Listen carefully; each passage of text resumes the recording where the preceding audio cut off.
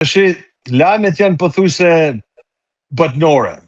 Edhe një njeri që ndoshta nuk ka si lloj ideje kush është interneti, vetëm bën një postim në Facebook ose në social media ose në TikTok edhe është e merr vesh gjithë bota.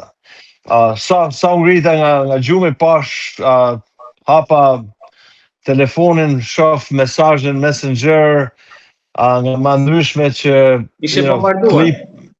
Kishin dërguar klipet intervistave të Berishës dhe këto. Unë në vërtet kam qenë dirt part kur kam thonë që Nëngrata ka qenë e dizajnume nga Edi Rama, George Soros, Antony Blinken. Edhe mediat shqiptare më kanë hedhë në shpim në atë moment kur kam thonë se si ka mundësi që Partia Socialiste Edi Rama mundet me arrit në departamentin e shtetit me bën Nëngrata Berishën. Edhe departamenti i shtetit njerëz janë. Antony Blinken, sikur kam thonë në intervistën e parë që kam thonë në syri televizor, në Ora News, në ato kanalet e tjera shqiptare, se tash kam harruar Fox News, kam thonë që Antony Blinken është qytetar si gjithë qytetarët e tjerë, ka një pozitë, ka qenë mik, bashk biznes kanë bërë bashkë me George Sorosin. Dijen raporte që ka pas Edi Rama me George Soros dhe më ka qenë një nga vasalt ose miqtë ose vasalt, si doni ta parafrazojmë, i George Sorosit. Kështu që thjesht për hir të pushtetit të tij i ka thonë, lutem jepja një Nëngrata, i takon apo si takon. Si do me qenë, nuk mundem me thonë që çdo gjë ka qenë 100% e vërtet me Nëngratën e Berishës. Mundem me pas disa gjëra edhe vetë Amerika ke raportet e Sali Berishës me departamentin e shtetit, por në vërtet mu ka duk se një person që ka qenë jashtë pushtetit për 8 vite edhe nuk ka pas asnjë lloj force, asnjë lloj pushteti, bëhet Nëngrata ka qenë diçka domethënë jashtë realitetit. Por fakti është se ndryshimi i administrat në Shtetet e Bashkuara të Amerikës, gjithë demokrat, gjithë ajo pjesa që kanë vite që dalin e protestojnë rrugë kundra qeverisjes, kishin shpresë se një moment departamenti i shtetit ka për të hequr Nëngratën.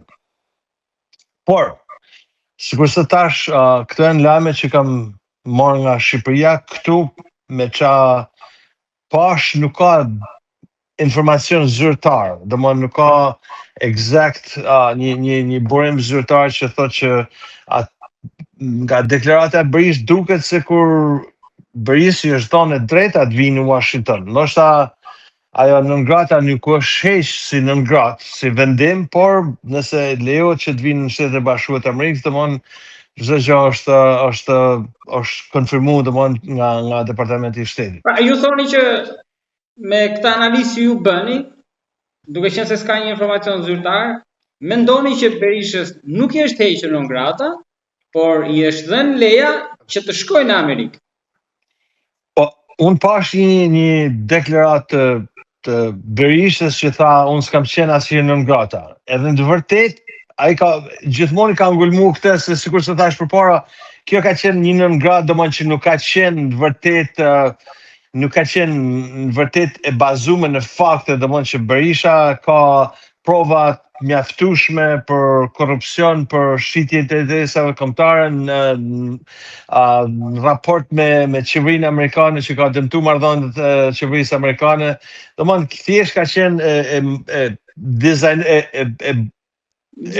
komplet e dizajnuar nga Edi Rama me George Sorosin edhe Antony Blinken. Po si mund funksionojnë institucionet amerikane kështu, Sadri, që një kryeminist i një vendi të loboj, atëherë i bie që 200 kryeministra në botë të lobojnë, institucionet amerikane mund shpallin Nëngrata pafund? Dëgjoj, kur njerëzit ta kuptojnë se këtë bota është një lloj, këtë planeti përbohet, njerëzit Qenja njerëzore në planet. Gjuhët janë të ndryshme, por ambicia është e njëjtë edhe Qenjet njerëzore pothuajse kanë të njëjtin instinkt. Në vërtet nuk duhet me qenë ashtu si thua ti, por edhe këtu ke në qeverinë amerikane ka dhe do të ketë njerëz që nuk e zbatojnë 100% ligjin, edhe shkojnë si me thonë, në Shqipëri thonë varet kë njeh e jo sa njeh. Se unë kam njohur për shembull pak a shumë i kam njohur kresh shqiptarët e Amerikës në kuptimin e fjalës se kam punu me shqiptar, kam pas kam bërë fotografie kështu, por nëse ti njeh një person që ka pesh, ndryshon situata. Kështu që ju jeni me idenë e kryeministrit që duhet kemi turizëm elitar, që të jetë 1 sa për 100, jo të vinë 100 që të harxojnë nga 100 euro në ditë, po të vinë 1 që të harxojnë 1000. Mos ta ndryshojmë temën Dilber, po flasim këtu për Dakor, jo për shumë për batut për Po flasim nëse kjo është e vërtet. Nëse vërtet Departamenti i Shtetit i ka dhënë okay Salibris me ardhmë në Amerikë, kjo në vërtet është një diçka, një moment, ndoshta kisha më thonë një moment shumë historik.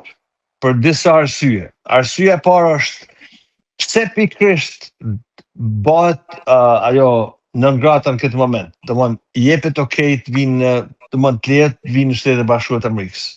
A ka lidhje kjo me protesta që sot në Shqipëri po bën ka 10 ditë, edhe është ndërkombëtarizuar, domthonë çështja shqiptare është edhe njerëzit që janë edhe fëmijë studentë shkollor kanë pa ato reels, kanë pa Instagram, TikTok, ato protesta që ka plus, me thonë, anë mbanë botën nga shqiptarët, nga amerikanët, nga të huj që kanë qenë në Shqipëri, domthonë është bërë lajm ndërkombëtar. Po pse pikërisht në këtë moment? Kur i shikon protestat, gjithë protestuesit thonë të largojmë klasën politike që ka qenë këto 30 vite, të largojmë Edi Ramën, të futim Edi Ramën burg, të futim Salibris në burg. Nuk kanë pranuar asnjë lloj pakti me parti që janë sot, ose që kanë qenë pushtet, ose që kanë disa votues. Po në fundit, Amerika është konsoliduar si shtet, pranaj është ku është, edhe ka forcën e vet. Kur e llogarit, nëse Edi Rama thot, okay, nesër du me shku në votim, e mbyll, domthonë jap dorëheqje, du me dërgu vendin në election, votime të reja, me bën një qeveri teknike. Po kush ka për ta bërë qeverinë teknike? Populli thot që do e bëjmë ne, po nuk bëhet qeveria teknike. Kemi shumë të vërtira që kanë shpallur qeverinë teknike, besoj keni parë orët e fundit. Po në gjë, edhe mundet mu bë qeveria teknike nga një grup organizatorës të protestës, por në fundit do miratohet nga 2 parti që janë në parlament, se Shqipëria është republikë parlamentare. Domthonë, aty do votohet ajo qeveri nëse Edi Rama. Do votojnë po Rama me Berisha në parlament. Ata deputet që ata njerëz që dalin sot i kanë zgjedh, të 2 palët. Sistemi është bërë nga vetë shqiptarët. Domthonë, na kena bërë sistemin, unë, ti, Berisha, Rama, ata parlamentarë që janë Berishës e parlamentarët e Ramës, këta janë shqiptarë zëni, këtë shtet kena prodhu për 35 vite. Edhe është shumë vështirë, domthonë se nuk ka mundësi që se del një turm, ka më ndryshu çdo gjë brenda 24 orëve. Është mentaliteti, unë kam thonë që mentaliteti në Shqipëri është komplet